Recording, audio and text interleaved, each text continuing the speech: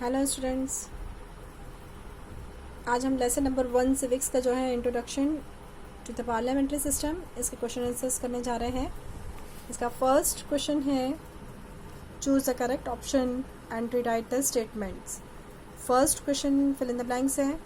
Fill in the blanks parliamentary system of government developed in dash, तो इसका answer क्या आएगा? इंग्लैंड। देन सेकेंड है in the presidential system in the dash is the executive head the president, ये जो है इसका second का आंसर आएगा। अभी है complete the information in the following table.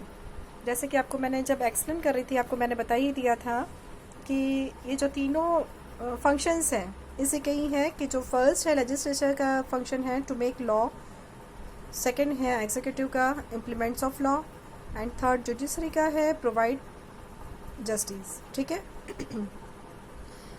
Third है explain the following statement with the reason. इसमें फर्स्ट क्वेश्चन है India adopt the parliamentary system of government, तो इसका आप लोग पेज नंबर, इसका आंसर है पेज नंबर 69। पेज नंबर 69 पे है इसका आंसर। पेज नंबर 69 का राइट हैंड साइड का Y did India adopt the parliamentary system of government, इसके नीचे की जो लाइन है ना, India adopt the parliamentary system of government of several reason the development of parliamentary situation started during the British rule the British ruler government in accordance with this system the parliamentary system of the government in India is also in a way of freedom movement. Indians were familiar to this system of government. Many discussion took place in the Constitution Assembly over the system of the government. The framer the constitution made few changes in the parliamentary system to suit the Indian situation. ये है आपका 3.1 का answer. Same 3.2 का answer जो है discussion the deliberation are important in the parliamentary system of the government, इसका answer उसी के नीचे है 3.2 पेज नंबर 69। उसी के नीचे इसका आंसर है डिस्कशन द डिलिब्रेशन, वहाँ से लेके the proper law legislature to make proper law, यहाँ तक इसका 3.2 का आंसर है। अब है 4.1 answer the following in 25 to 30 words. What is the responsible government, तो 4.1 का आंसर है आप लोगों का, इसको पॉइंट वाइज आप लोगों को लिखना है।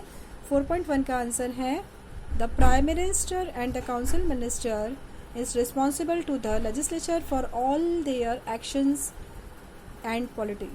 ठीक है, ये पॉलिसी, ये हुआ आपका फर्स्ट। और इसका सेकंड पॉइंट है in the means that control ministry has to work with the legislature, ये हुआ इसका सेकंड पॉइंट। अब उसका आंसर क्या लिखेंगे? Thus the parliamentary system is known as responsible system of government, तो इस तरह से 2 पॉइंट आप लोग लिखेंगे इसमें, और फिर thus the parliamentary system is known as responsible system of government. इस तरह से इसका जो 4.1 है इसका आंसर यहाँ पे कंप्लीट होता है। अभी नेक्स्ट है 4.2 enumerate the characteristics of the presidential system of government. 4.2 का आंसर इसी पेज पे है, पेज नंबर 70। पेज नंबर 70 का लेफ्ट हैंड साइड का जो पार्ट है उसमें देखेंगे इन प्रेसिडेंशियल फ्रॉम गवर्नमेंट, वहाँ से लेके each other, depend of each other, ये हुआ आपका 4.2 का first point. And second point हुआ 4.2 का the houses of the legislature, यहाँ से लेके पीपल तक, ये आपका 4.2 का second point. And third point हुआ the president in the executive head, यहाँ से लेके इम्प्लीमेंट लॉ तक हुआ ये आपका थर्ड पॉइंट, 4.2 का थर्ड पॉइंट। ठीक है,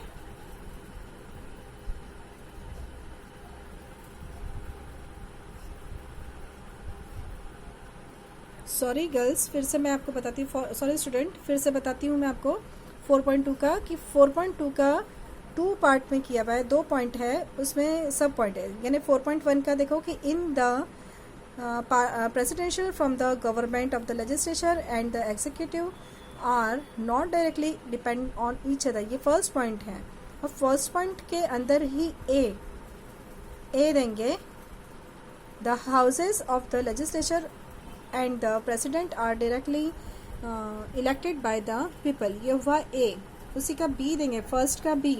The president of the executive head, वहाँ से लेके इम्प्लीमेंट लॉ, ये हुआ बी. अब सेकेंड पॉइंट 4.2 का सेकेंड पॉइंट हुआ in spite of the such structure जो है वहाँ से लेके ईच अदर, ये हुआ सेकेंड पॉइंट. और उसका ए जो है this mutual control over each other, वहाँ से लेके रिस्पॉन्सिबल गवर्नमेंट, ये हुआ आपका 4.2 का आंसर. ठीक है. अभी 4.5 सॉरी अभी फिफ्थ क्वेश्चन का आंसर यहाँ पे मैंने लिखा है. Why is the role of opposition parties importance, write your opinion. ये आपको खुद के ओन ओपिनियन से ही लिखना है, बट लेकिन यहाँ पे मैंने लिख के दिया है, वो आप लोग लिख लेंगे. ठीक है, वो आप लोग की कॉपी में उतार लेना यहाँ से देख के. The opposition party play a very important role in democracy because first point लिखेंगे the act as pressure group. Second है it mobilise the government. Third है इट